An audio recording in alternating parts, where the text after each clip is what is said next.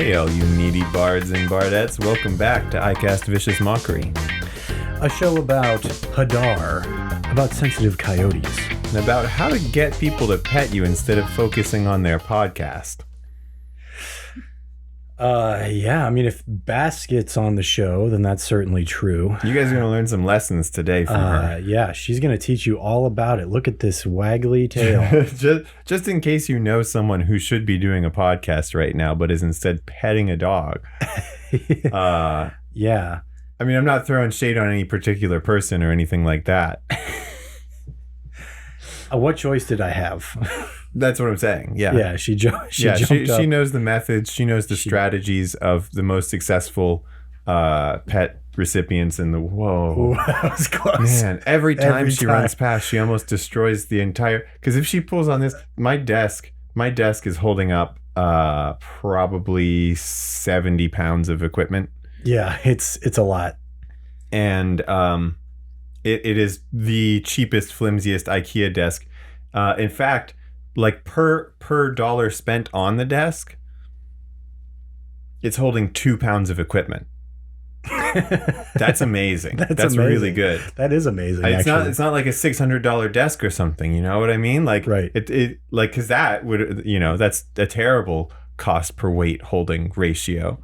This thing's amazing, except I think if you bumped it forward or backward, the legs would break off and it would spin down to the floor and we would die. It would all... I think the floor would break. There'd just be a giant hole. Oh, yeah. And what's down there? The dining room. Oh, man.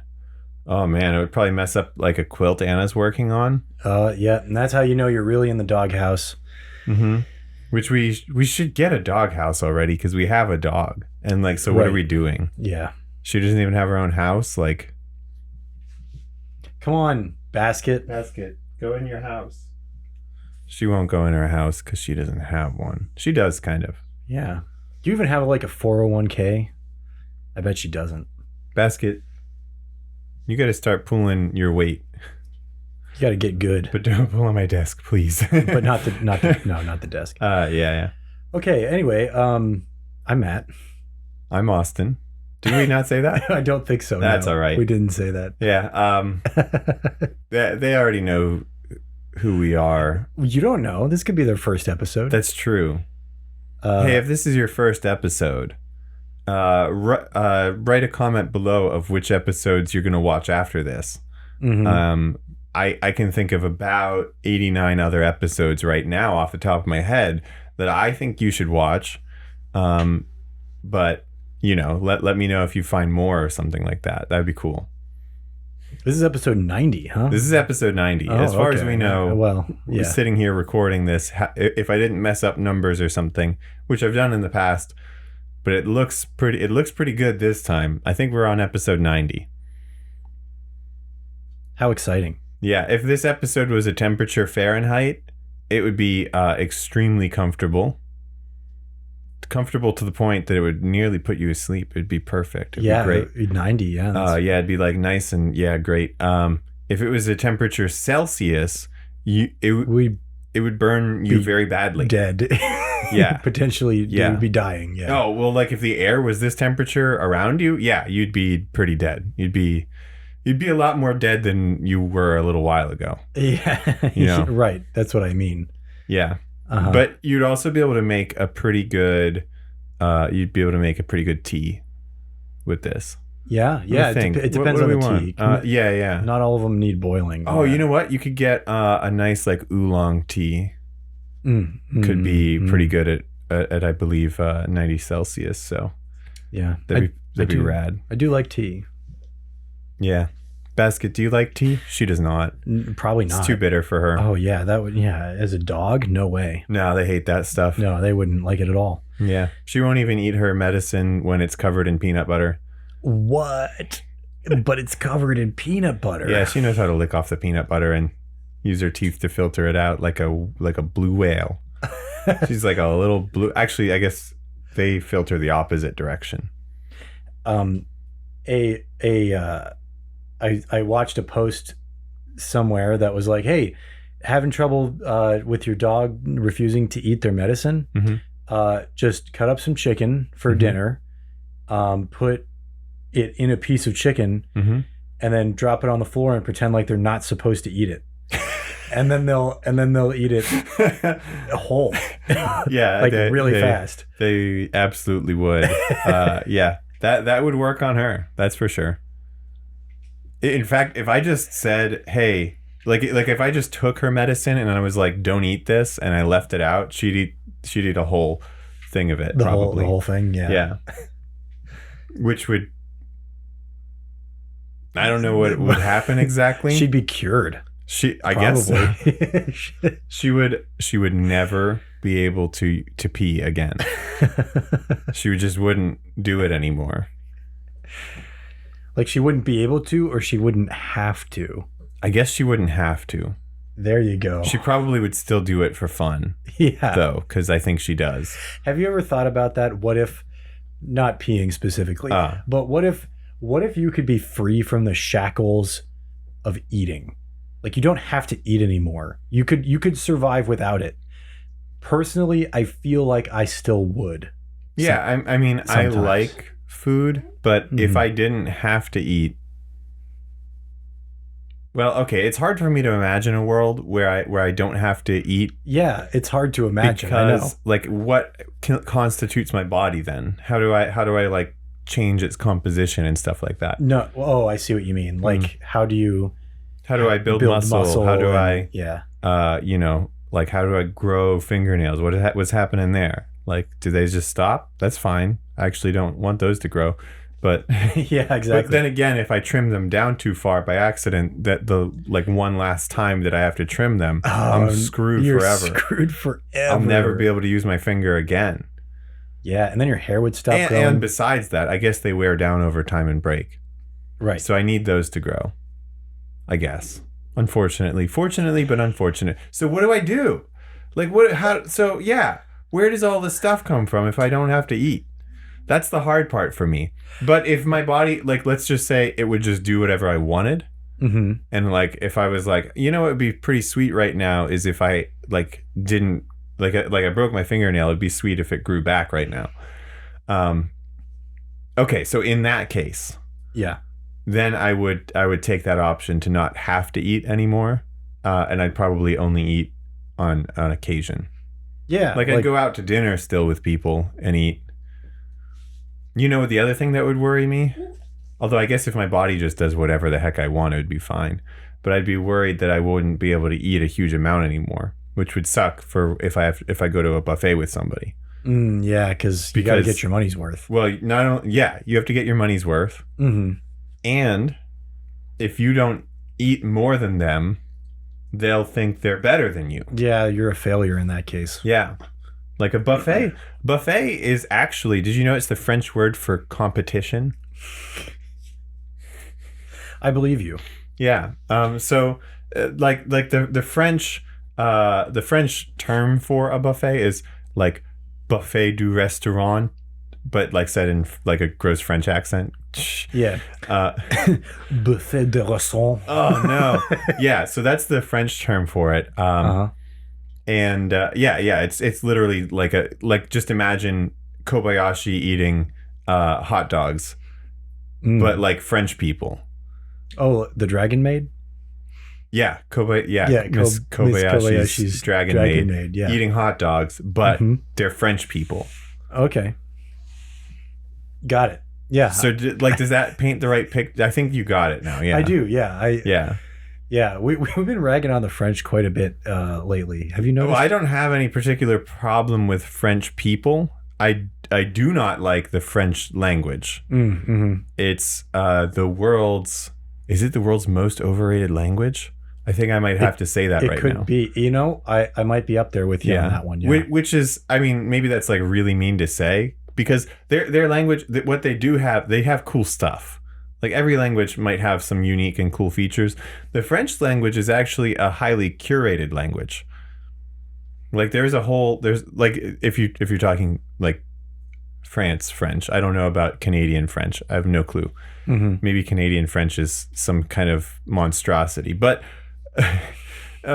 France has a lot of like vocabulary and stuff that's not taken from other languages. They develop their own as there are new inventions and things. Oh, interesting.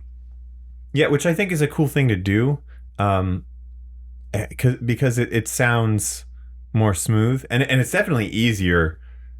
Like for me as an English speaker, because a lot of the loan words would otherwise be English, and it would be hard for me to say them like in French if I wanted to speak French, which I don't.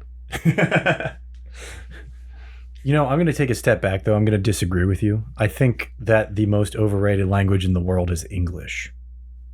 Probably. No, but everybody talks about how much they hate English and how ugly it is. Oh, okay. Okay. But everyone talks about how beautiful French is. Okay, I see what you mean. I'd say they have their own strengths and weaknesses, but they're like the same level of language. Yes. Mm-hmm. Yeah, I think that English is not really much better than French, but from what I've heard, English sounds cool to foreigners. Like to people who don't speak English, it sounds pretty cool. But I don't know. I'll never know. I don't remember what that was like when I didn't speak English. Right. It wasn't for very long. No. But like, I don't know. Think about how some languages sound to you now that you don't speak. Like I agree with you. I think French sounds kind of gross. Mm-hmm. Like it's kind of nasty. Yeah. It's sounding. the nasaliness of it, and like all the sort of action going on in the back of the throat. Right. Along with or the front of the throat. I don't even know. It happens all over. It's just some weird. They got some strange vibrations coming out. But that, and also I don't like the method of emphasis where it's like you put the emphasis on the end of the word, on the end of the sentence. In fact, you can't even really do it right in English because it would disrupt the sounds of the words because they each have their own emphasis in certain syllables. Mm-hmm. But French, it's always at the end of the phrase. And so, right. I don't like sort of the tone of that. I don't think I've ever even noticed that. But that might be coming from an English speaker, where if you talk like that, you sound dumb. You sound like demanding and haughty and stuff like that. You sound like overly. I was gonna say overly aggressive, but it's not really aggressive. It's just more like self. What's that? Self-aggrandizing. Yeah. Self-important. Yeah. Yeah. Okay.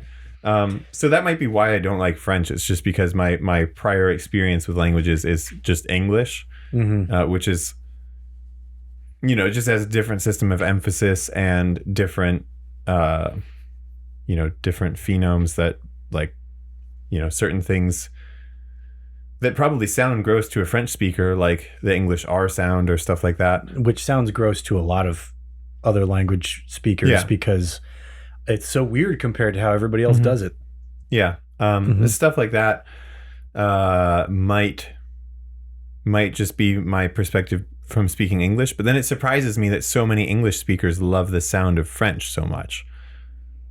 I'm not one of them. Yeah. Like it's clearly popular for some reason. I just don't get it. Yeah, I don't get it. I never will, and I don't plan to. And by the way, Korean is just French Japanese. So if you want to be even more mad at me, I don't like the sound of Korean either. I'm right there with you. Yeah. I watched Squid Game. I watched it subtitled. And the whole time I was like, oh, ooh. Yeah. But like, I've spoken a little bit of Korean because of my martial arts background. Right. And the thing is, like, it's not Romanized, right? So that's already like that one issue with it. Mm-hmm. Oh, but sorry. I don't like the sound of Korean. The Korean alphabet kicks butt. It's cool. It's amazing. Yeah, written it's down so is cool. good. Yeah. Dude, Korea, keep having that alphabet, man. That's awesome. But change the way your words sound. It sounds dumb. Which they've already done. They already have- changed the way the words said. They don't sound like how they're written in the alphabet. It matches 1-to-1, but the alphabet like shows visually how you're supposed to make the sound, and it doesn't match up anymore because it's too old. Right. Okay. And just naturally pronunciation changes over time in any language. Yes. And so like it doesn't match up. So like Korean could get better. It could. Make Korean great again. That's our political platform. That's our platform, yeah. Yeah. Make Korean great again. Yeah, I just didn't like how you couldn't tell like what the consonants were. It was so weirdly like hearing a Korean speaker and speaking with someone in Korean. He would say the same words, and I couldn't, like the consonants came out different every time. It was like they were unimportant. Maybe they are. Maybe that's what I don't know about Korean, yeah. and that's why I don't like it. Is because it's too unknown. It's too uncertain. So much uncertainty. Yeah, I get it. Welcome back to our linguistics podcast. Yeah. Dude, what if there were languages in D&D? There are. What? I know. Dude. I know. Can you believe it? They're not like developed. Well, you know what? Somebody somewhere. They probably are. Hey, you out there. They probably are. Tell me if you got some good homebrew language development going on. Like, I'm talking about like Tolkien-esque. You developed an entire language. Right, yeah. Like just so you could run a one shot. Yeah. That actually none of your friends showed up to. Yeah, exactly. Exactly like something Tolkien would have done. Yeah. Yeah. And then you just threw those notes that you made like on scrap paper in a drawer somewhere, and in 50 years somebody's gonna find it and be like, this is amazing. Guys.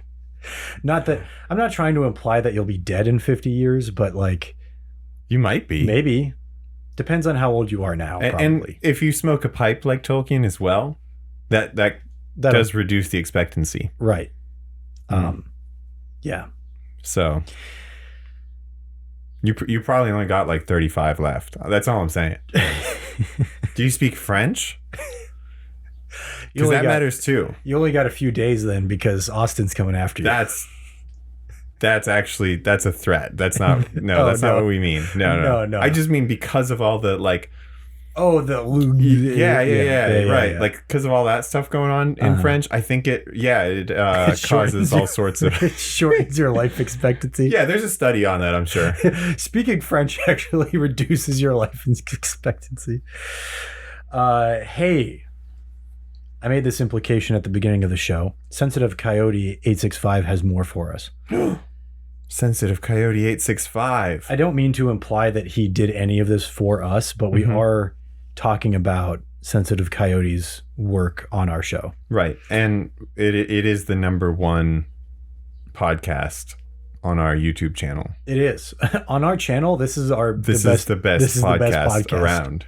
Yeah, around our channel. If you wanted to listen to us on Anchor.fm or Spotify at the moment, like, don't, because we're not the #1 there, but you can if you want.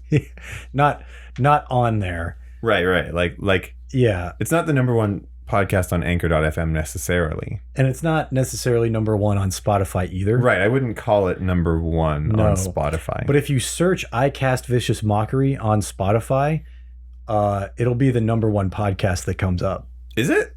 I believe so. I'm gonna have to check that, because on YouTube it had trouble for a little while, and it would bring up a bunch of videos of like, here are your 50 insults for the spell Vicious Mockery. Those sorts of videos came up first. Oh yeah, well. But now I think if you type the whole phrase very specifically, I cast Vicious Mockery, I do think that we might come up first. But that might just be my YouTube. I have to try it signed in, like not signed in. Oh, yeah. A buddy of mine looked it up on his phone and it did come up first. I had to try it on Actually, I don't know if any of our videos came up, but our channel did. Right, yeah. That came up first, for sure. So we're the most popular podcast on YouTube named I Cast Fish's Mockery? That's insane. I know. I can't believe it. Wow. I can't believe Number one. So, Sensitive Coyote has a spell called... this was... How many episodes ago now? I don't remember. I talked about Hadar. Because Hadar's got all these spells. Might have been last episode? I don't think it was last episode, but it might have been the episode before that. Okay. It was probably yesterday. It was not. It wasn't yesterday. It wasn't yesterday at all. What? So it was... It was last week? It was last week sometime, I think, that I talked about this. I know. No, because that one, I only did one homebrew, I think, on the one before that. So... Oh, okay. It must have been before. Okay, anyway. So, there are these Hadar spells, right? Mm-hmm. Last time I talked about a cantrip Hadar spell. Right. This one is a level 8 spell called Abhorrence of Hadar. And, these are all like those like eldritchy, like tentacle-y horror things, like... Oh, yeah, I got you. Akin to, stuff. Okay, so you attempt... The range is 120 feet, by the way. This is an action to cast. That's pretty crazy. That's far. It's a good range. You attempt to corrupt the mind of a creature that you can see within range. The target takes 4d6 psychic damage. Just does, for sure. Definitely. And must make an intelligence saving throw. Okay, here's the good part. So this is where, It's a spell attack, right? Yes, a spell attack. I mean, it must be because it's... Mm-hmm. There's no like area of effect or anything. So on a failed save, the creature's wisdom score becomes a 1. They must use their action on each of their turns to attack the creature nearest to them or move toward that creature if the creature's beyond the range of its attack. If there are multiple creatures the same distance from it, it selects one at random.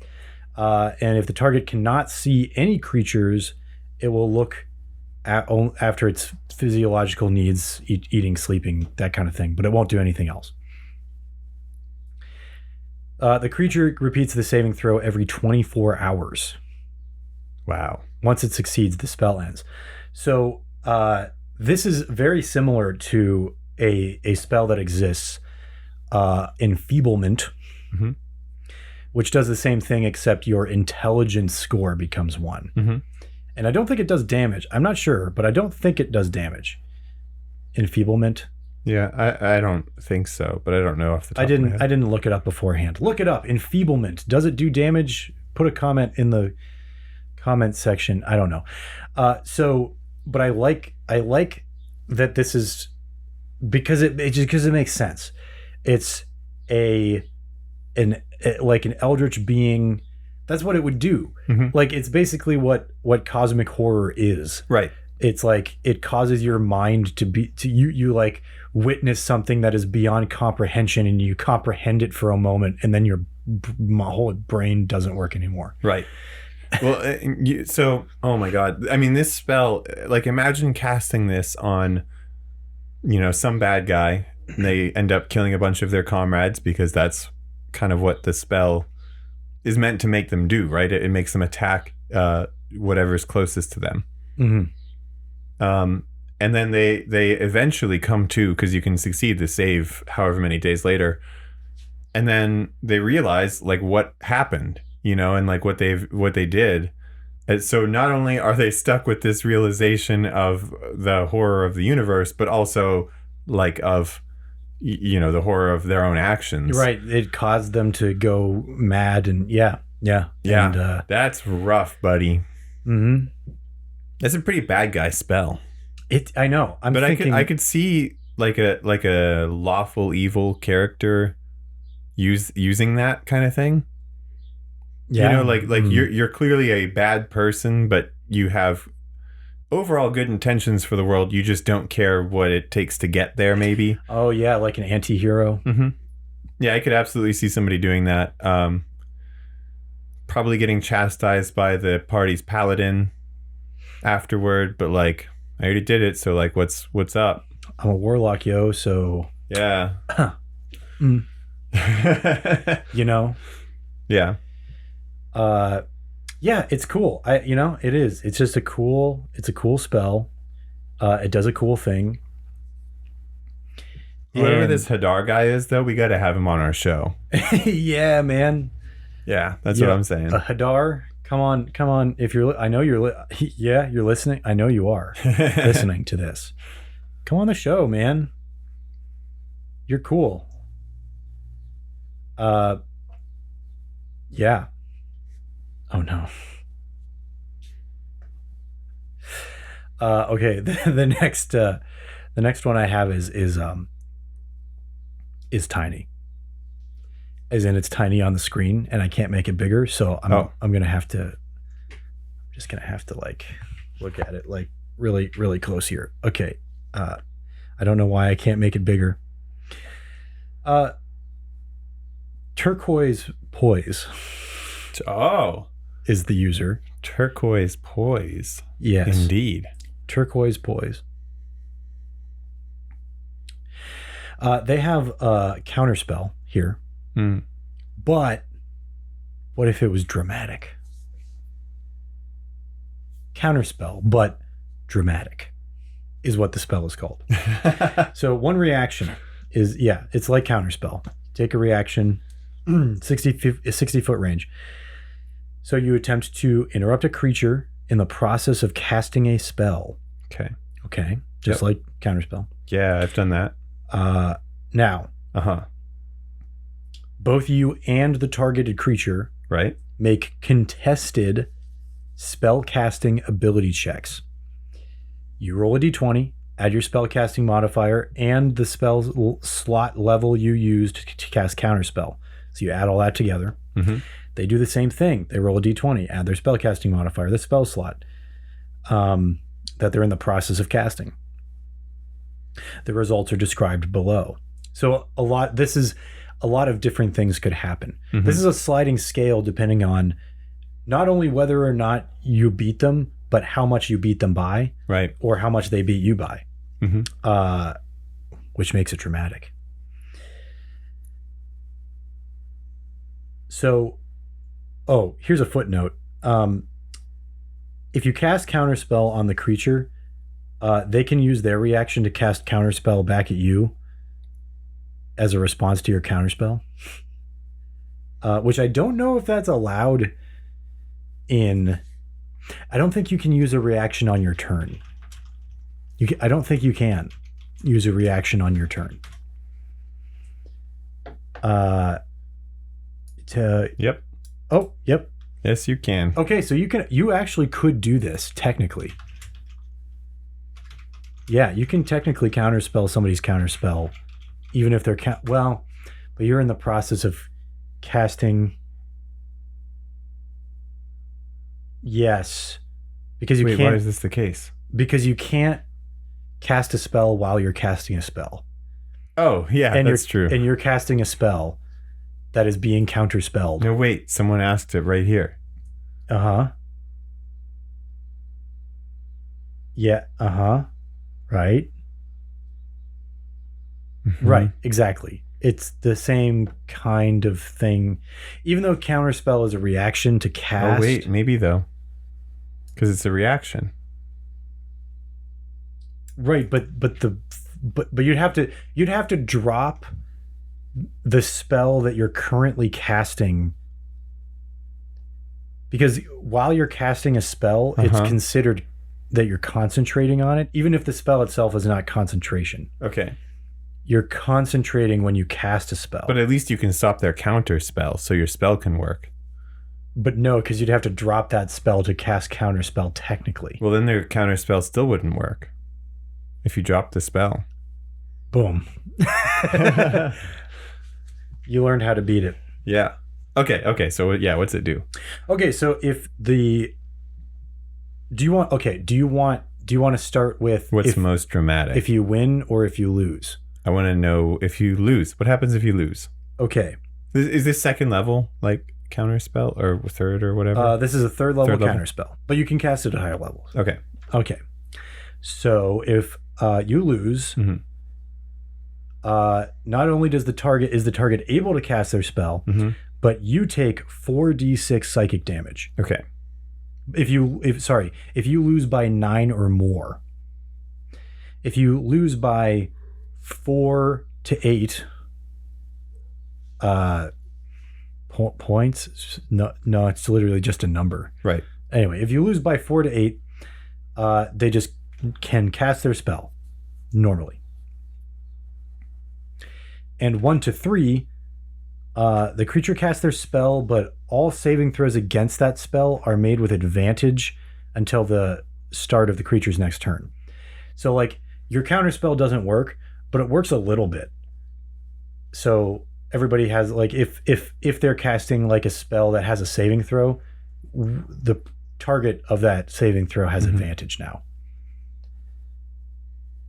Which is interesting, right? Because this makes it so that even if you lose, you could still do something good. Yeah. Yeah. That's pretty cool. Right. And there's still some extra risk because you could take some damage if you really lose. Mm-hmm. Now, if there's a tie, the creature's spell fails and has no effect, but both you and the target each take 2d6 psychic damage and are knocked prone.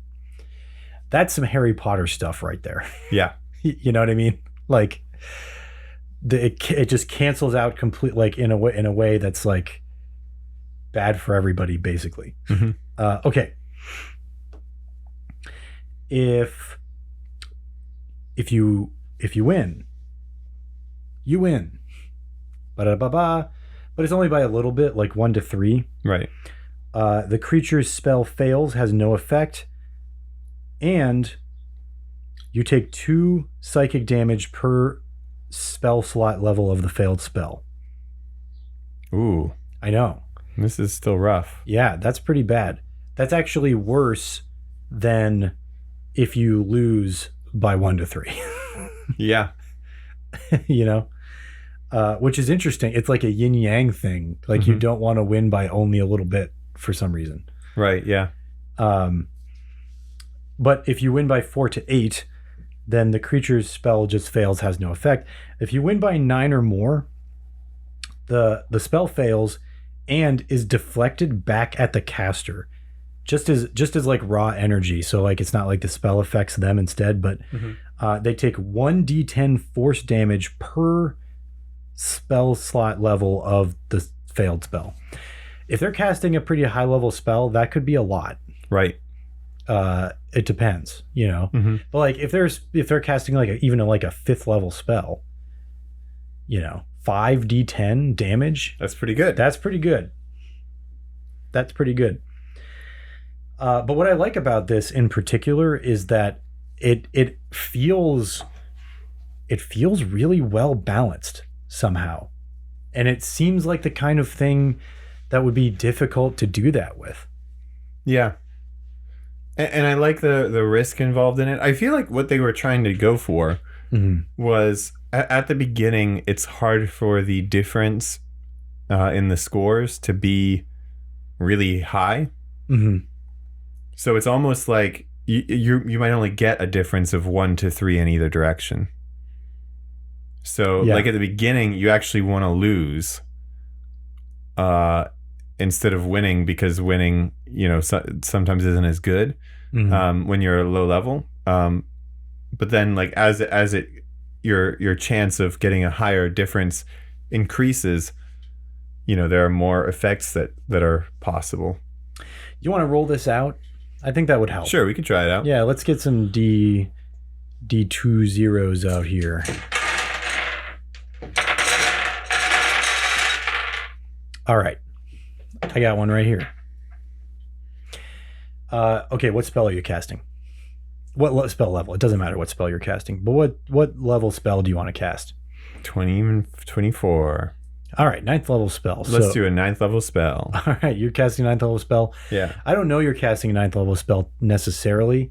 I'm gonna say that it's it'll be obvious. Okay. So in that case, I'll cast Counterspell at 9th level as well. Okay. Which means We're going to roll the d20s. Okay. Go Wait, ahead. we should decide our modifiers first. Let's just make them the same. Okay. They'll be yeah, 6. plus 6. Okay. Plus 6. Okay. That's really low for somebody doing a 9th level spell, but let's do it. Yeah, okay. So okay. Wait, making them the same is dumb. I just realized. Yeah. Wait, roll that again. Okay. You're 6, I'm 2. 2. Okay, got it. All right. So that makes things more interesting. Yeah, I got a 10. So plus 9. 10. Plus 9. So you got a 19. Wait, why plus 9? Because that's the from 9th level. 9th level Right, spell. okay. Mhm. 19. I got a 12 plus 9. I got a 21. Mm-hmm. So I win by 2. So that means that I take 18 points of damage. Okay. But your spell doesn't work. Yeah. Your meteor swarm doesn't work. 18 isn't that bad. That's not bad at all. Yeah, I mean, if you're casting a 9th level spell, you can take 18 points of damage probably. Right, yeah. Right. Okay. Okay, let's do a little Trixie next. Okay. So I'm going to cast a 6th level spell, but it's actually going to be like a 3rd level spell, upcast to 6th level. Okay. I'm going to cast Counterspell just at 3rd level. Wow, this is a very rolly table. All right. Okay. So 9 plus 2 is 11. And then Okay, yeah, go for it. 14. So I got 14. I got 21 total. 21 total. Mm-hmm. Okay, so I lose by 7. Which means... Well, that just means that you cast the spell normally. My counterspell just didn't work. It just did not work. It just didn't work. Which is not... That's not that bad, because you only used a 3rd level spell slot. Right. If this is a concentration spell, you get another try next turn, provided you survive until then. But yeah, it's not too bad. Okay. All right, let's do one. Let's do another one. What do you casting? Let's change our modifiers. Sounds right? good. All right. All right, I got a 5 and you got a 9. 9. Okay. Plus 9 for me. All right. All right, so I'm going to cast a 7th level spell, upcast to 8th level. Okay, I'm going to do a 7th level counterspell then. Oh, man. I'm good at this. 25. I got 5 plus 8 is 13 plus 30.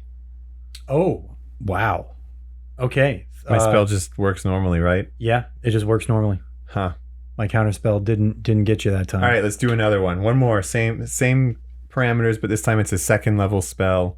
Cast at 2nd level. Okay. Counterspell is 3rd level, so it'll just be a 3rd level counterspell then.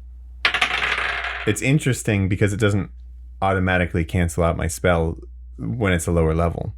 So if you take this instead of counterspell, like you're losing that guarantee of being able to counter, but sometimes you get a reward. Yeah, it's a lot more of a gamble. Mm-hmm. 21, 24.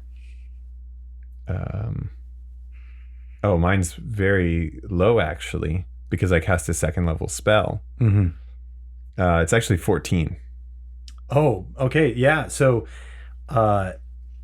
you fail, and you take just 2d10 force damage though. Yeah, but that's a lot of force damage. I don't know if you've ever taken 2d10 force damage, but why are these all D100s? They're all D100. Oh my god. There's one. All right, I'll use D100s, whatever. Okay, sure. All right, so that's 40 damage. 4 damage. Yeah. Sure, I mean, if you want to... Okay, yeah, okay. Yeah, okay, so you took 4 damage. Yeah. Okay. We'll just leave the dice out for now. Yeah, because that's what I was thinking too. You just leave it there. I don't know. I was like, all right, I got to put these away. Put this all back Let's down. just hold the show for a minute. I got to Everybody just like fill up my... hang out here for a minute while we just put all this back. All right. Okay, after doing this practical exercise for a minute, I'm not sure anymore. I'm not sure because the likelihood that if you're fighting something the likelihood that their spell casting modifier is something that's way crazy higher than yours is pretty good. Yeah. Which automatically gives them a pretty substantial advantage over you. Right. Which means you need to either upcast this to even that out, or you are just gambling. Yeah. Or you're, yeah. Which is fine if it fits your character, but at the same time, there are better ways to do that in combat, I think. Right. If it's PvP, this works out rather well. Right. PvP, this is great. But yeah, but the entire game is not balanced for PvP. No. And so. Yeah, right. We discussed that a few episodes ago. So I don't know how I feel about it. I don't know. I know how I feel about the concept, which is that it's very cool. Yeah, I like it. The specific balancing and stuff is going to take a lot of work on this one. Yeah, like this one is one spell. Like some spells are the balancing takes like 30 minutes of actual effort, and it's easy, and you just figure it out and it's good. Other stuff is just reskinning stuff to different damage types. That takes like 3 seconds. You're like, all right, I already know this is good. And you don't even have to think about it. This one will take,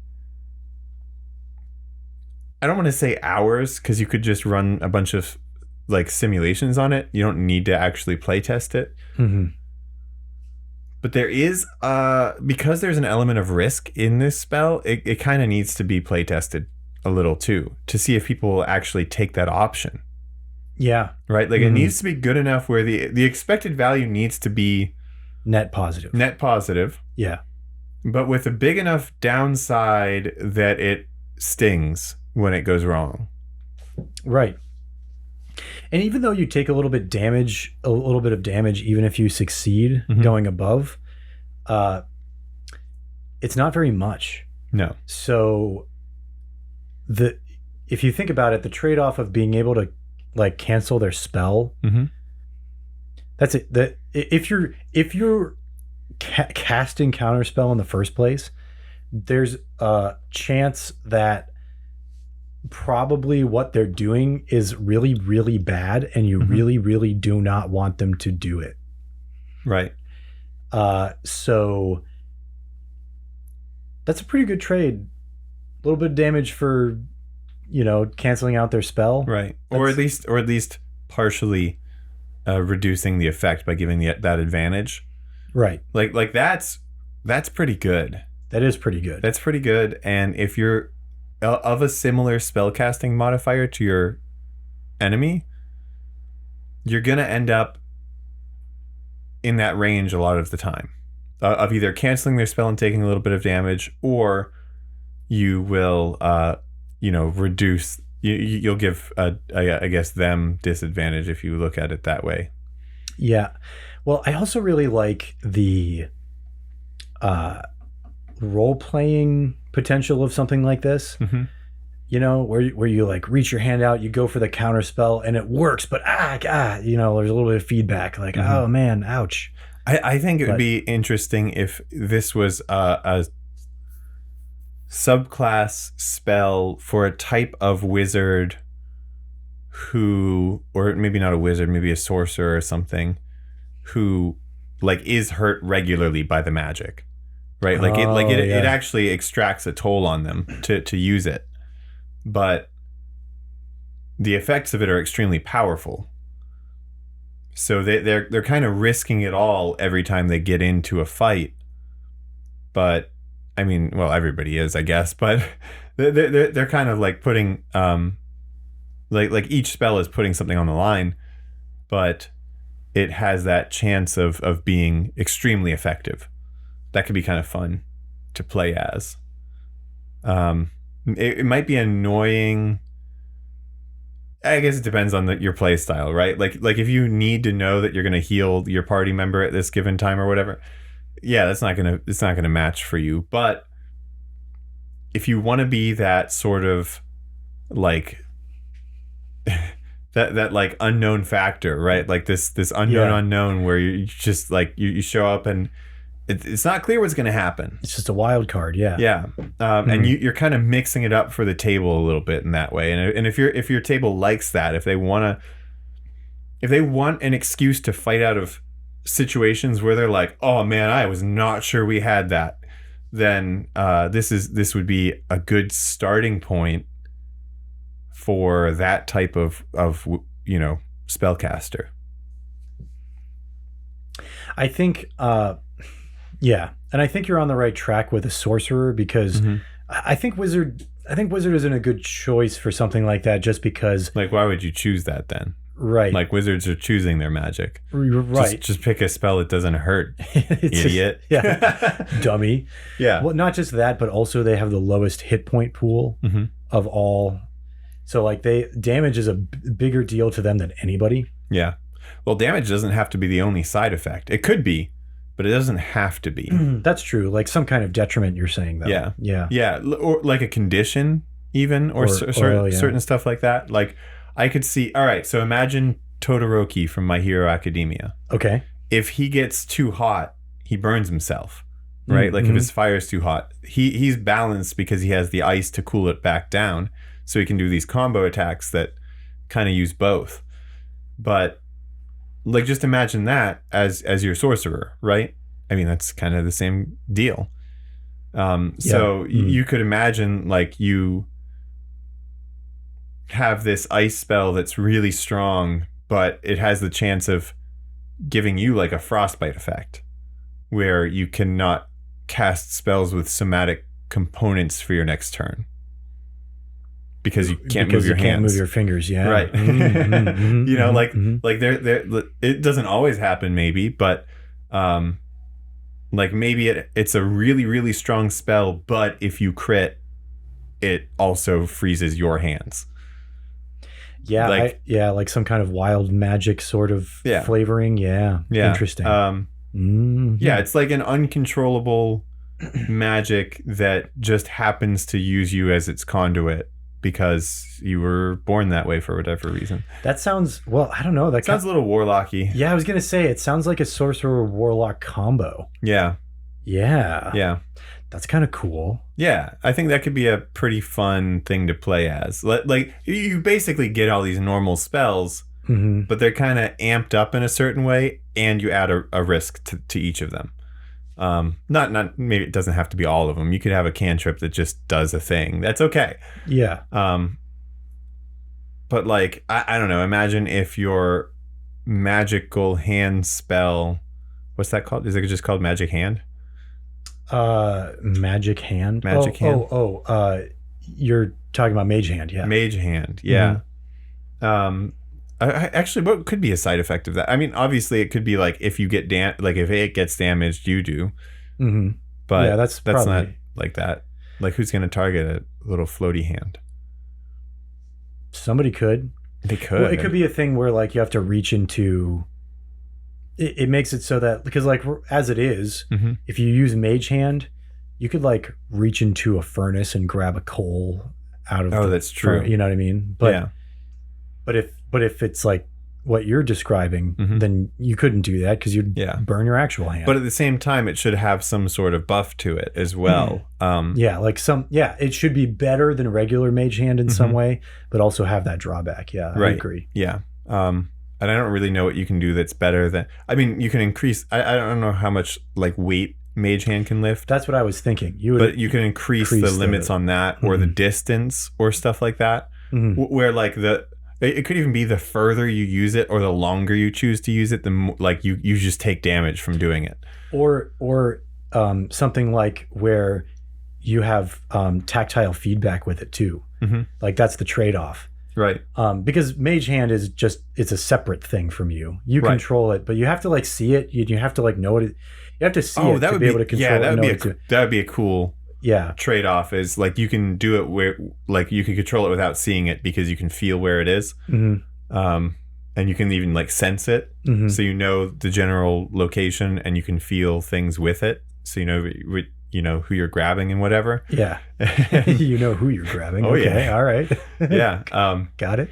Yeah, that could be a cool trade-off for it, where like, if it takes damage, then you take that damage. And then that's just, like, a vulnerable target, that's separate from you. You can try to move it away from whatever is attacking it, but And you could just dispel it. But yeah, but then it's gone. Yeah. Right. Is dispelling a spell a free action? Yeah, it's kind of like... Or does Mage Hand use an action to dispel? Pretty much anything that you create like that.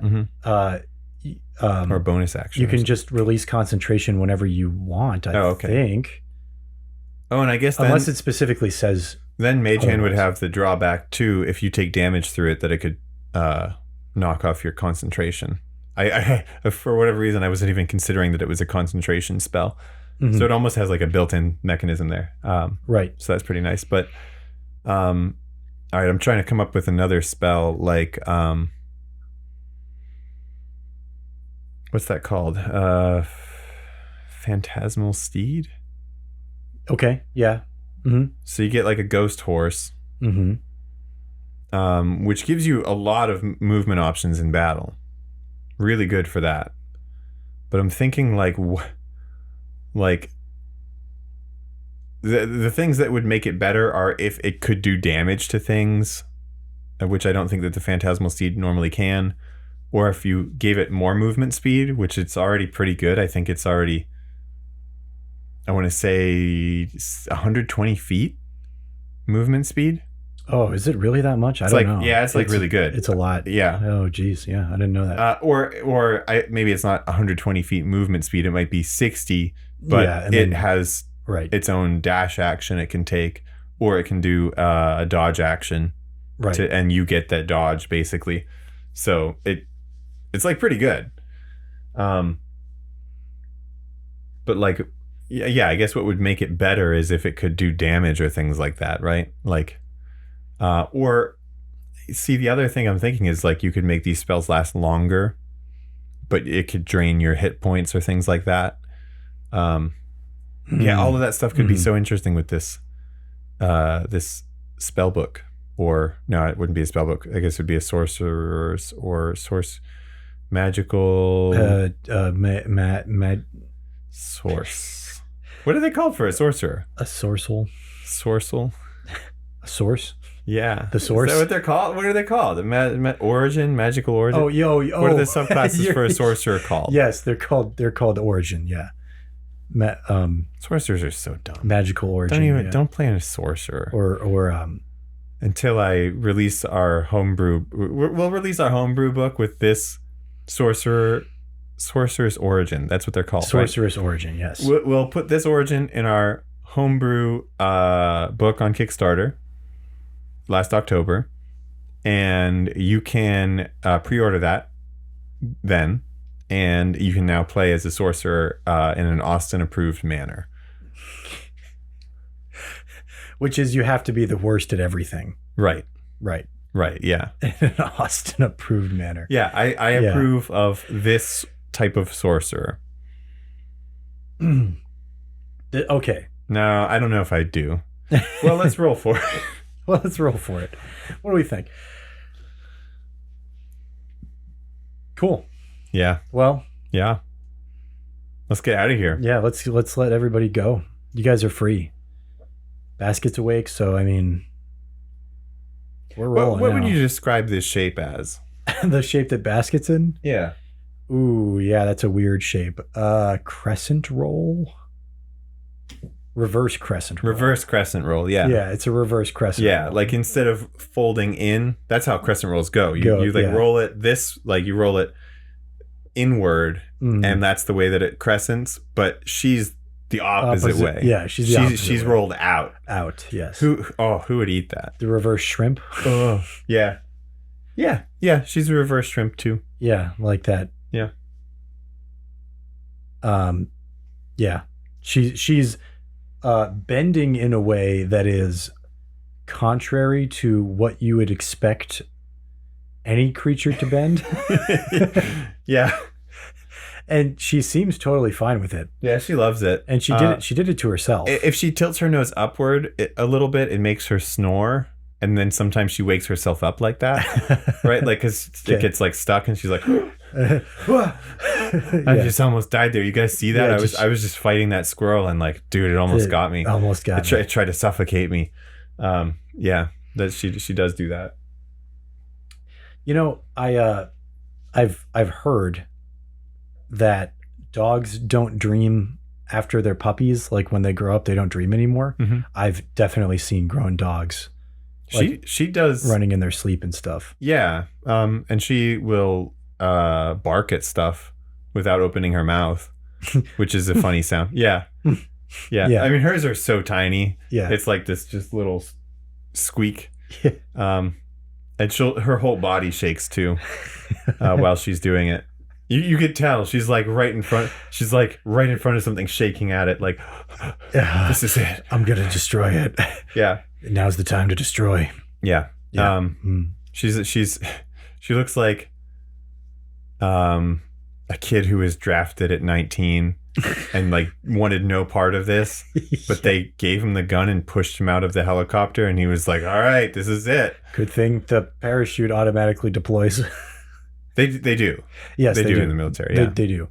Oh, but you said helicopter, so yeah, there was no parachute. Okay, no, got it. I mean, they might have landed. They might have like got it close to land, like it dropped him in, like just done a little sweepy swoopy. Yeah, that's what I mean. So probably no parachute. Yeah, but I don't know. But I don't know either. They gave him a gun. I know that. And Creedence Clearwater Revival was up on the speakers all over the country, and like that was it. That was it.